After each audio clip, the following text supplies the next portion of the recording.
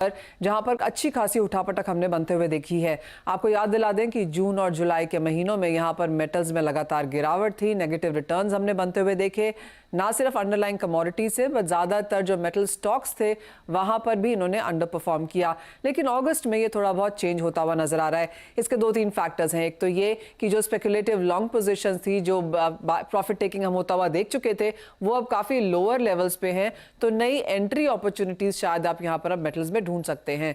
दूसरा ये कि डॉलर इंडेक्स यहाँ पर 7 महीने के लोस पर कारोबार कर रहा है, उसका कुछ बहुत यहाँ पर फायदा है। और ज़्यादातर मेटल्स में हमने इन्वेंट्रीज गिरते हुए देखी हैं, एक्सेप्ट ऑफ कोर्स जो कॉपर है वहाँ पर इन्वेंट्रीज लगातार बढ़ती हुई नजर आई हैं। आयरन और में भी पोर्ट्स पर यहाँ पर इन्वेंट्रीज बढ़ती हुई दिखी हैं, तो कुछ बहुत प्रेशर इसका बनता रह सकता है।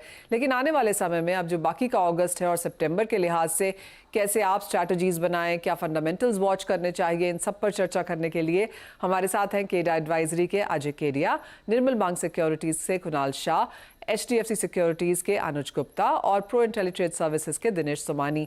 आप सभी का कार्यक्रम में स्वागत है। कुणाल, आपसे शुरुआत करना चाहेंगे और कॉपर से ही शुरुआत कर लेते हैं, क्योंकि एक तरफ हम यहाँ पर बातें करते हैं कि आगे EV की डिमांड इतनी स्ट्रांग हो जाएगी, माइंस आने में 8, 10, 15 साल नए लग जाते हैं यहाँ पर नया प्रोजेक्ट आने में, तो उसका एक सेंटिमेंट प्ले हमने यहाँ पर आता हुआ देखा और ऑल टाइम हाइज हमने यहाँ पर कॉपर में बनते हुए भी देखे। लेकिन उसके बाद जिस तरह से वीक डेटा चाइना की तरफ से आया और अब तो सबकी ये कॉन्वर्सेशन है कि शायद सरप्लस देखेंगे हम कॉपर की इन्वेंट्रीज में इस साल में और अगले साल में भी, उसका एक लगातार प्रेशर है। तो ये जो कॉन्ट्रडिक्टिंग फंडामेंटल्स हैं, सेंटिमेंट है जो कभी भी चेंज हो सकता है, लेकिन एज ऑफ नाउ आज के दिन के हिसाब से अगले 1-1.5 महीने के लिहाज से क्या कहेंगे आप? हम चाइना की फिजिकल मार्केट में जो प्रीमियम है उसको ट्रैक करते हैं। लेटली लास्ट 15 दिन से जो दो की मार्केट से वहां पे प्रीमियम $10 $15 से बढ़ के $50-55 हो गए।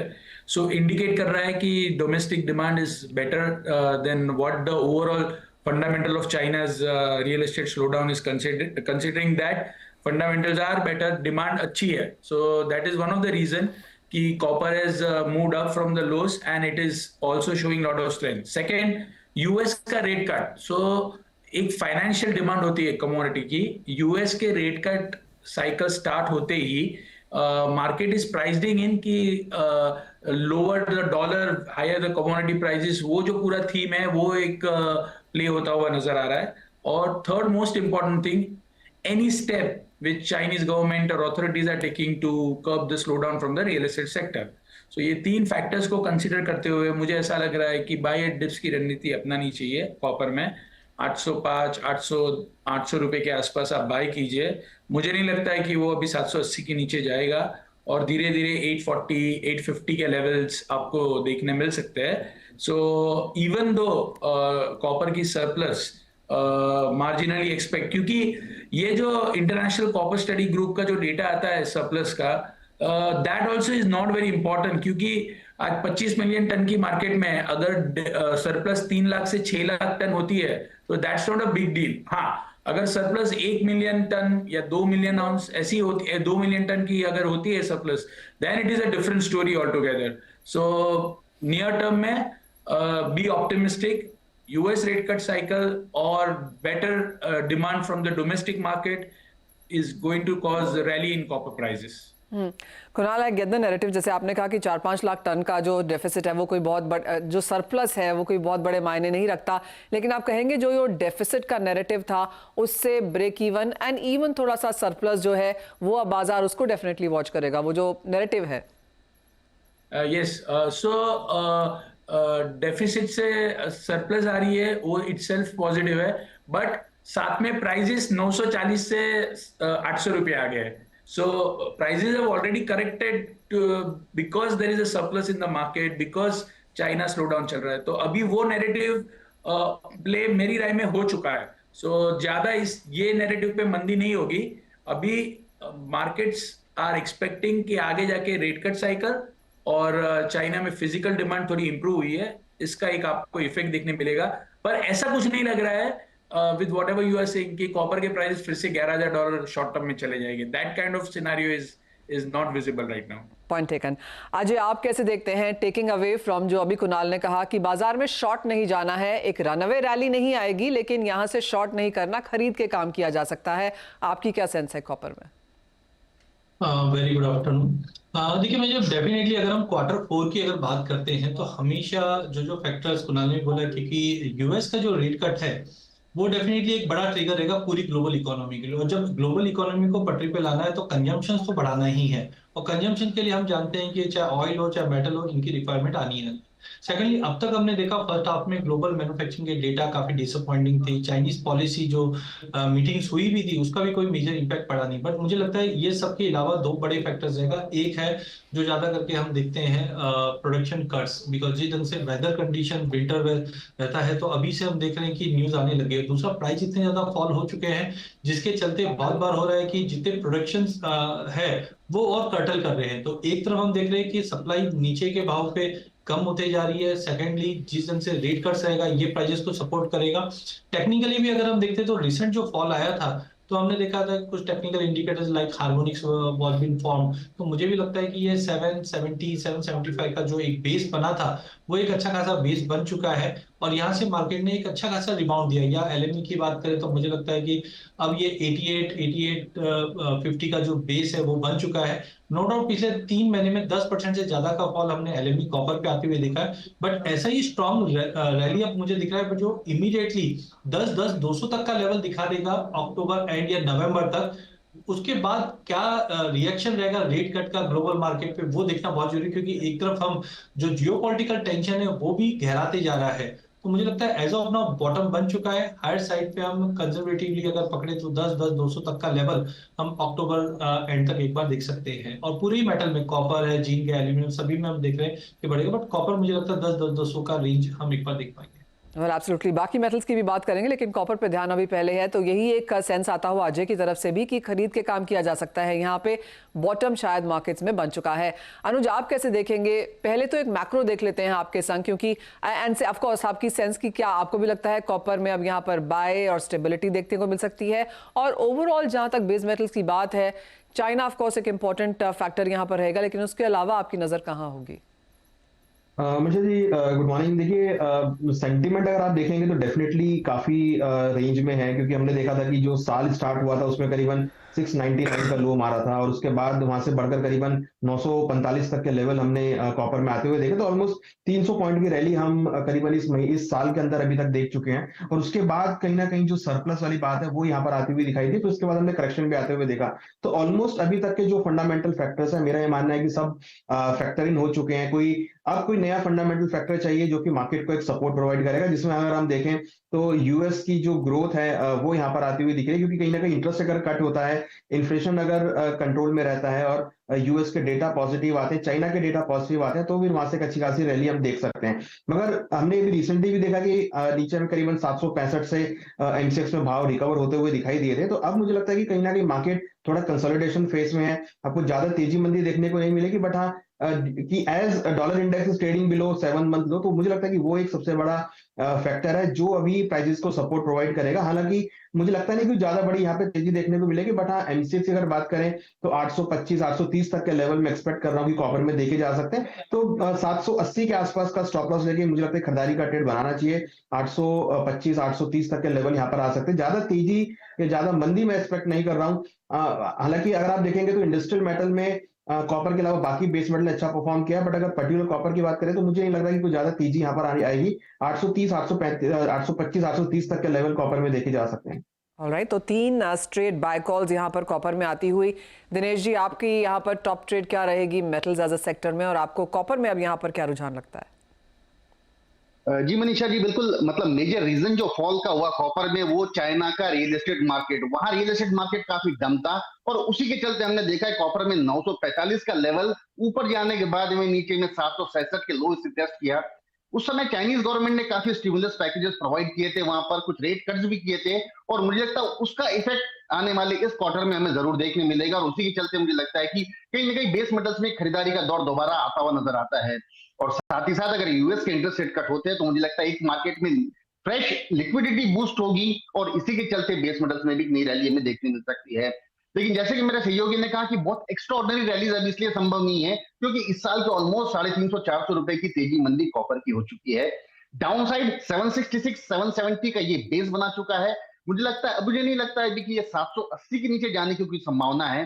793 795 के लेवल्स के अक्रॉस मुझे लगता है एक्यूमुलेशन एक बढ़िया लेवल बनेगा। ऊपर में 833 और 855 के लेवल्स हमें 2 महीने के भीतर भीतर देखने मिल सकते हैं।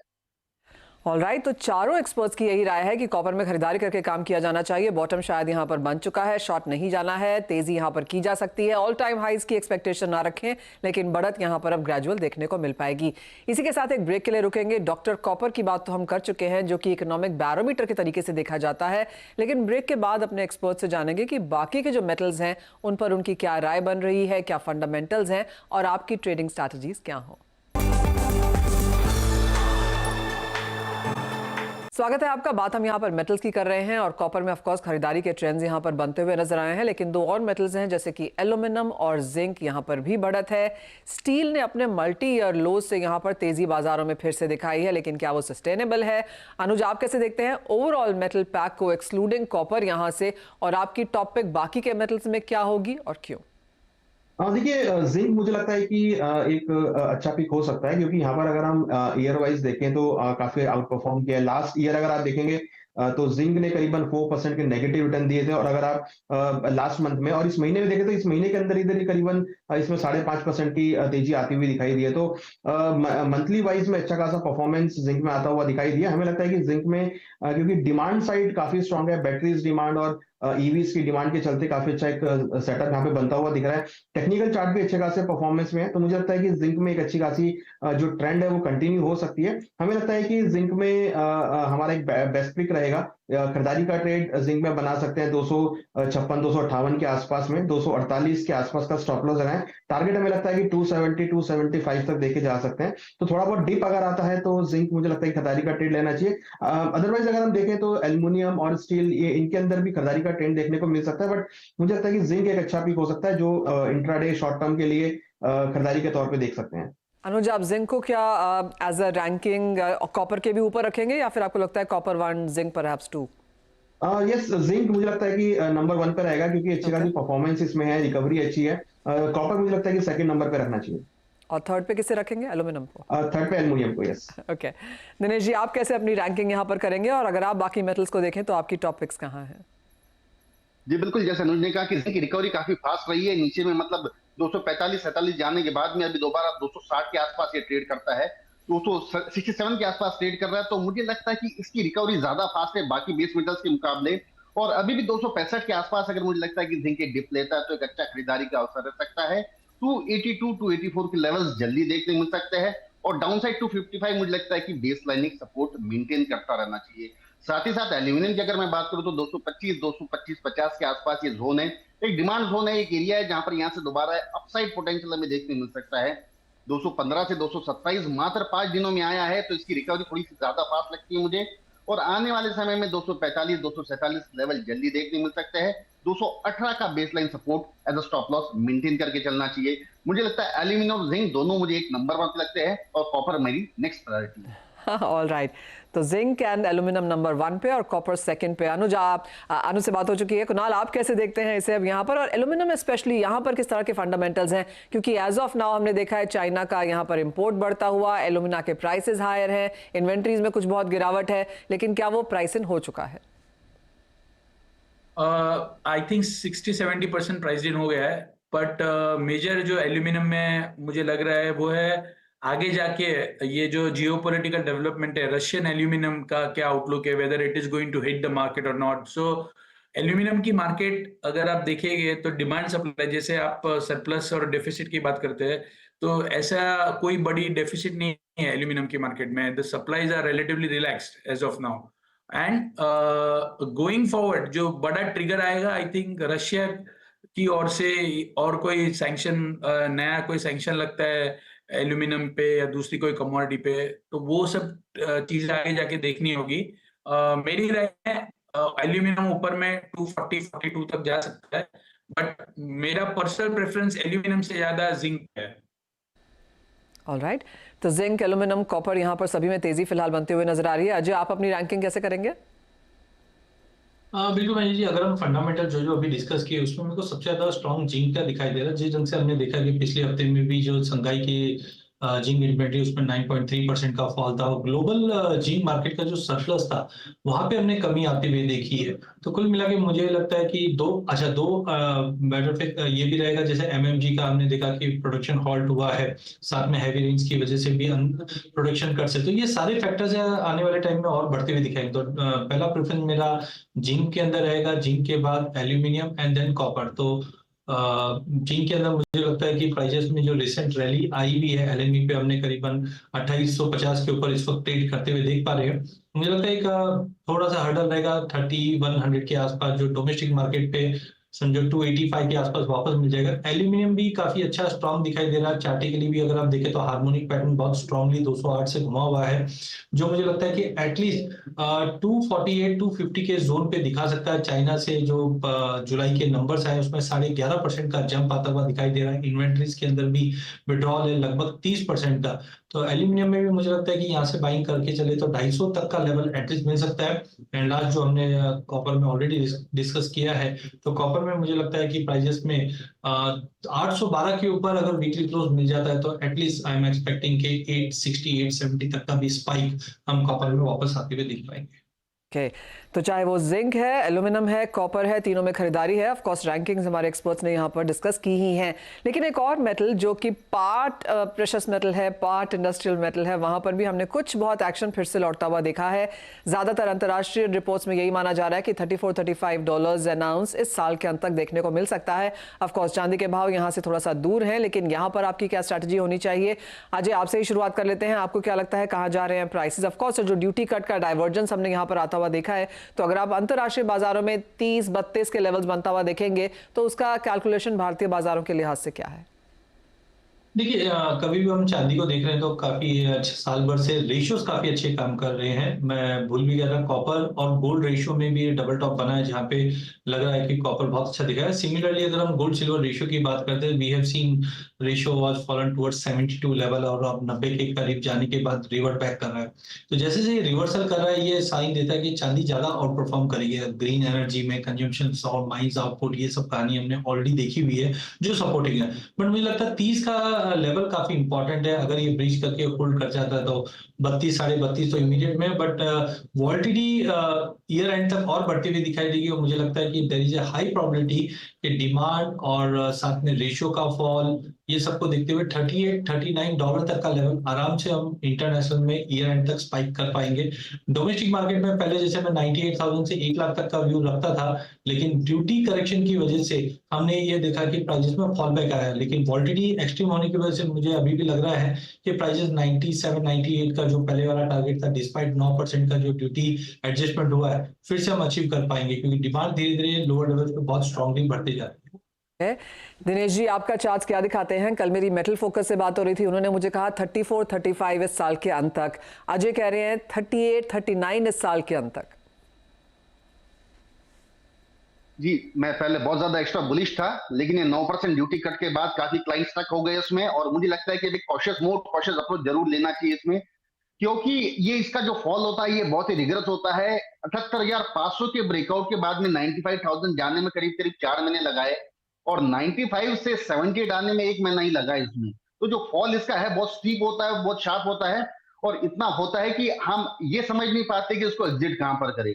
बट फॉर्चुनेटली 78,500 से दोबारा रिट्रेस करके अभी 84-85,000 के इर्द गिर्द ट्रेड कर रहा है। तो मुझे लगता है यहां से दोबारा एक इसका चांस है 88,000 to 92,000। मतलब ऑन एग्रेसिव मोड मैं कहूंगा कि 92,000 ये दोबारा लेवल आ सकते हैं, जो कि इंटरनेशनल लेवल में 32-32.5 के लेवल रखते हैं। अगर कोई स्ट्रेच आउट हुआ तो मुझे लगता है मैक्स टू मैक्स 3350 या फिर 34, मुझे लगता है ये levels max to max international level में जाने चाहिए।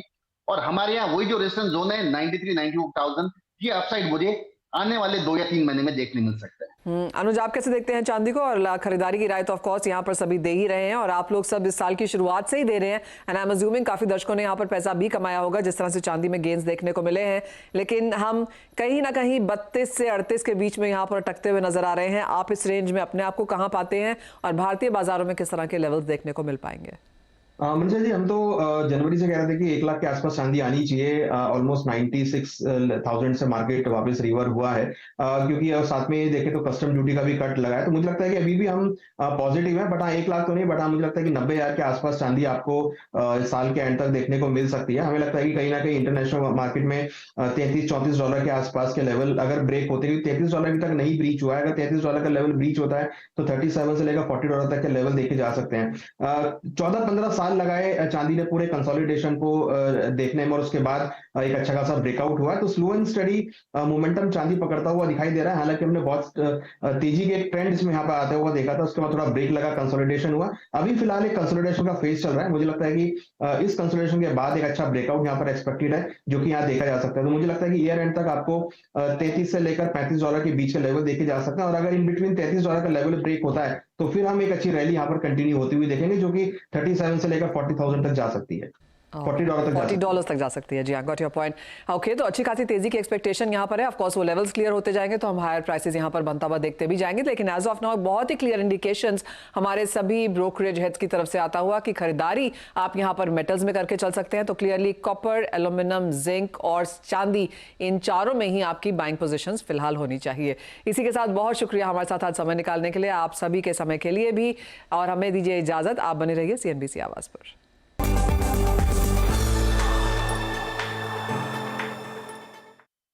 Co-powered by